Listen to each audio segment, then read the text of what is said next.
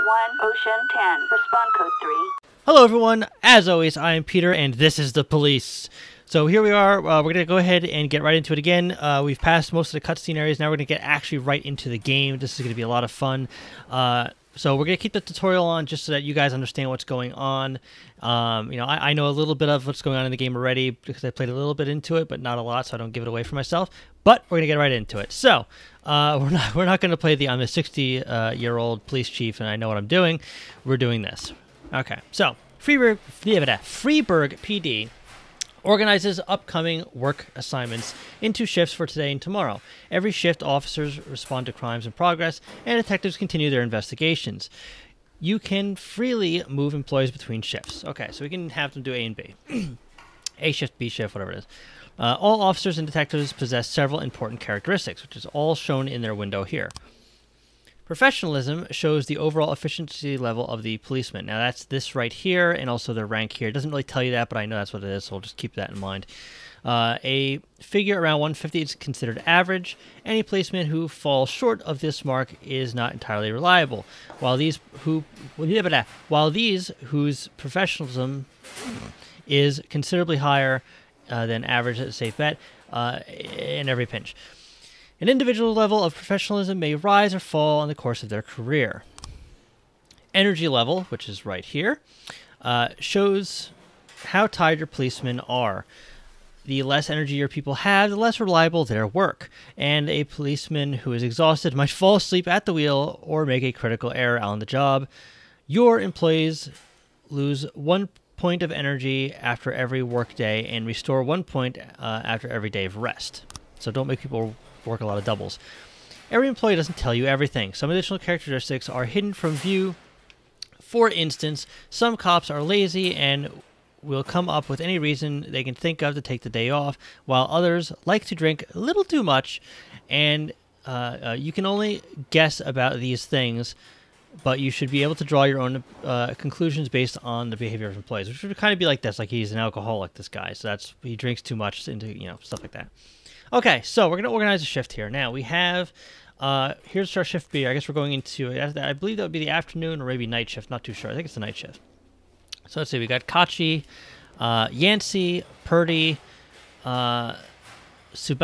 I hope I'm pronouncing that right. I apologize if I'm not.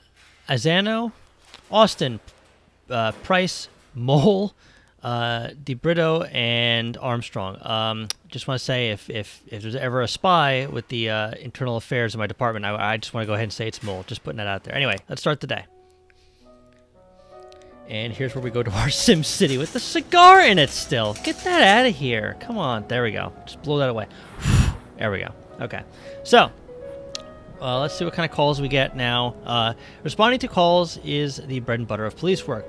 You'll need to send your officers to the crime scene before the time expires. The mark on the map shows where the call came from. The farther away the destination is from the police station, the longer it will take your officers to travel back and forth. So the longer your people will be tied up and unavailable for upcoming calls. Work. Yes. 110 in progress. All right. Everyday mall. The easiest way to determine how difficult a task is to check how many units are allowed to be sent to the call. The more units you can send, the more serious the alleged threat. Particularly risky threats give you the option of sending SWAT, but you must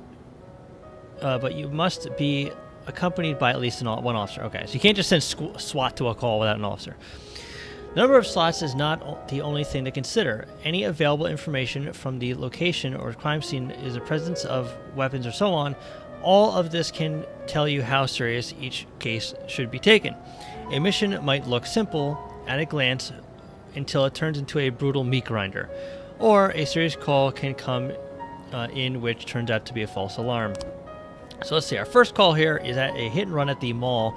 A married couple exiting a convenience store saw a van in the parking lot back over a homeless man who's been digging around in the trash. The driver jumped out to help, but once he saw he had hit a bum, he got back in his van and drove away quickly. All right, so we're going to send 2 vehicles there. So hopefully we can catch the guy. Now, we can send people with experience or no experience. I kind of want to keep it balanced because you don't just want to send your top cop out for this kind of call, you know, and you also want to gain experience for these people. So like Price is really not experienced. She looks like she's a little bit elderly at the same time. But let's go ahead and send Tsubaki and Price. We'll let them take care of it. Actually, no, we'll keep Price out of it. We'll put Austin in there. I want to keep her for some call that's just going to be some bullshit call that she can handle, maybe gain some experience of it. So let's go ahead and send these two. Okay, so there we go. Red and Blue is heading through the city. They're going to head over to that call. Now, they're being dispatched from the station because I guess this is a time period where we didn't have, like, two-way radios or something like that. I don't know. So we have this call here. Let's see what this is. A theater manager reports during the show of Citizen Kane. Yes, this is a while ago. A drunk man attempted to force his way into the theater carrying a snowboard decorated with the word Rosebud. When he was denied entry, he violently attacked the cashier and is currently fighting with the theater security guard. Okay, well, we should probably send somebody for that. So let's send Purdy and shoot. I don't want to send her, but you know what? Hang on. Before we send people, let's just see what else comes up because we can wait until it gets down towards the end of that call, but I want to make sure something else major to come up. Oh, it's starting to rain now too. That's interesting. All right. Yeah, that's pretty interesting. Okay. All right. Looks like it's not going to happen. So let's go ahead and send them, and we'll send Purdy as well. That should be able to take care of that. Let's get the report from the hit and run that just came back. See what happened. When everything goes well, the police capture the criminals and nobody dies. But the truth is, sometimes criminals manage to escape. Just try to avoid any dead cops or civilians. Dead cops will hurt your roster, and dead citizens bother the mayor even more than the living ones. That's, well, yeah, I guess I wouldn't really care about that, but whatever. Oh, the offender escaped, officers are unharmed, and they both lost experience. Damn, that sucks. That really sucks. That's probably Austin's fault, actually, to be quite honest. But you never know what the situation is. Alright, so we still got units going out to that fight in progress at the theater, and the other units are coming back right now, so we're going to have some experience, folks. Let's see what this is. A armed robbery. 3 teenagers armed with shotguns robbed a videotape store and made off with their whole collection of adult movies. The criminals fled in a car, but the store manager wrote down the car's license plate number. The owner is one Janet Brown, who lives in the suburbs. Alright, well, let's go ahead and send... Let's wait. Like, again, I don't want to... See, this is why you should do that, because you never know what this is going to be. Fight. Brother and sister clash with each other over the deceased father's will. According to one of them, their lawyers, we don't dare separate them, and our security guard is off duty tonight. Okay, well, let's go ahead and send... Let's give it a second, because we got units coming back. I want to have full resources here. Actually, no, I think everyone is back. Okay, so we're going to send... yeah, let's go ahead and send Yancy and Tsubaki on that one. Now, for this one, I'm going to send Kachi, because she's very experienced. We'll send Austin, but we're... Oh, I can't send support. Okay, well, we're going to have that happen then. All right. Now we only have Price available. That's really not good. All right, fight, report. Let's see what happened here. Oh, offenders caught, officers unharmed, and civilians unharmed from that fight. Fantastic. All right. So, now we got... couple units heading back to the station, and we also have units going out. Let's see what we got here. Something in the ghetto assault. Passerby saw some teenagers attack an elderly musician and run off with his guitar and money. Okay. Let's see who comes back. We got units are coming back to the station. We should be able to send them out. I really don't want to send Price out to that because they'll just not... They won't handle that well at all. So who do we got back now? All right, so let's go ahead and send... Something else just happened? What was that? Oh, we got a report on that fight. All right, we'll wait. Oh, wait. When your cops aren't sure how to proceed, they might contact you and ask how to handle the situation. Try to deal with whatever comes up, but don't waste your time on this stuff. You have plenty of other problems on your plate. Okay, so they arrived at the armed robberies. The vehicle in question is parked right outside the Brown residence. Sounds of moaning and loud laughter can be heard through the living room window. So I guess they're watching their adult films that they stole. Knock on the door, open up to the police, turn on your sirens and loudspeaker, and tell them that the house is surrounded. Sneak into the house through the open window. Ooh. Let's do, turn the loudspeaker and tell them to come out and that they're surrounded. Because they're not really surrounded, but we'll just say that they are. So let's see what happens. Yep, offenders caught, officers unharmed, and perfect. So they gained some experience there for that. Let's also just handle this call here. We got an assault, so let's go ahead and send... we got units coming back, so let's send all available that we have. So that's going to be Purdy, Asano, and Price. Price is probably going to fuck this up, I know it. So let's go ahead and send them out there. And we have units coming back, so we should have plenty of time in case a new call comes in. Oh, I didn't get this report, did I?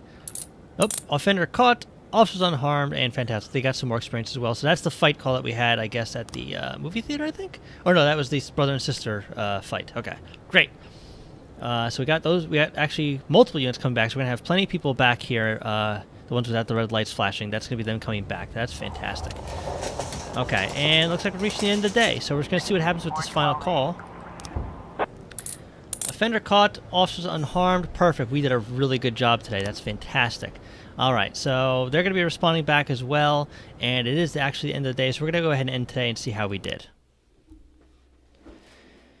If you think you'll need a couple extra hands tomorrow, you can order any cops to come in to work overtime, but if they're working flat out, they'll be much more exhausted. Somebody's bound to make a mistake. All right, so we could choose to have somebody come over to the A shift, but let's see who we have for A shift. We have Stavel, Vandal, Robbins, Samadhi, Grant, Birch. Sorry, Birch. I don't know why I said that wrong. Birch Jr. That must be his son. Roy. Oh, wow. She's another elderly woman with not much experience. And then we have Beasley and Mauser as detectives. I forgot to mention the Brown are detectives, and these are the officers. I don't know. Who do we got who could probably do it? You know what? Kachi's doing pretty good. Let's put her over to A shift. Let's have her go to A shift. Yeah, order her to work tomorrow.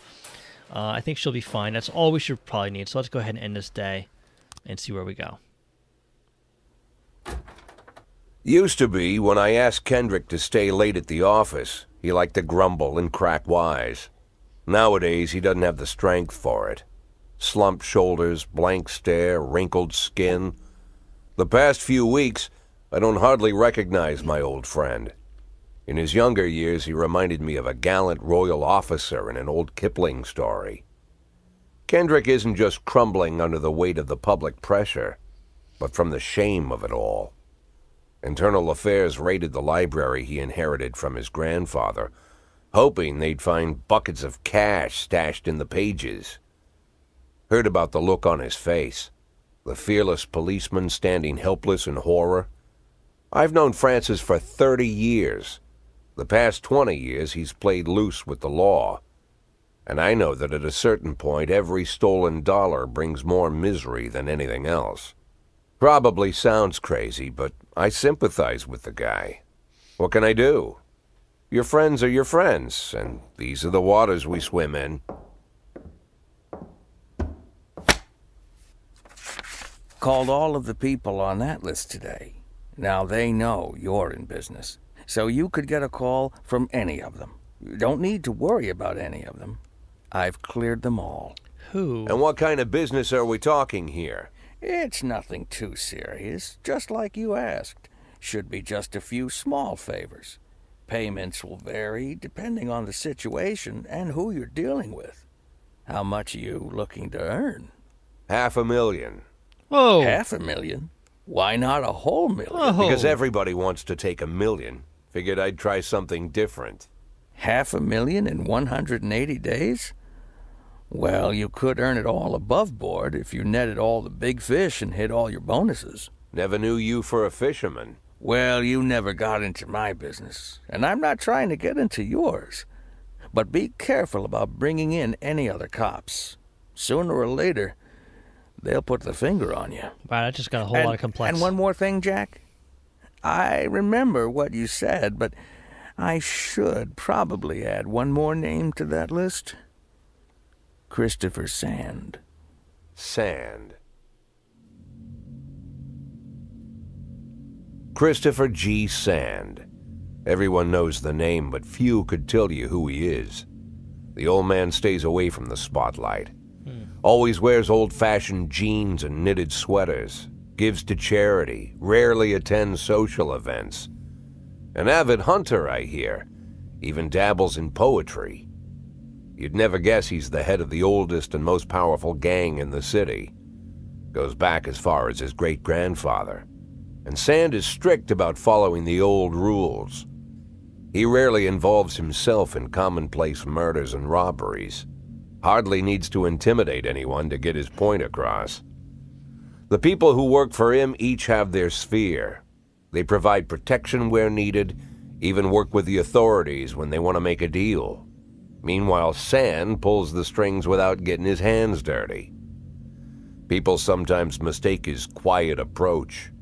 A couple years ago, an arms dealer decided to expand its business without asking permission, and his whole family paid the price. Whoa. In 4 weeks, Sand killed 31 people. Holy shit. Old men, women, even a few teenagers.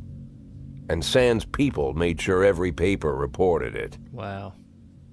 Frank, I don't want to hear you say that name again. Jack, please, listen to me. I'm in with these guys. We agreed, Frank. That's not the kind of business I'm into. I don't go there. Never have, never will.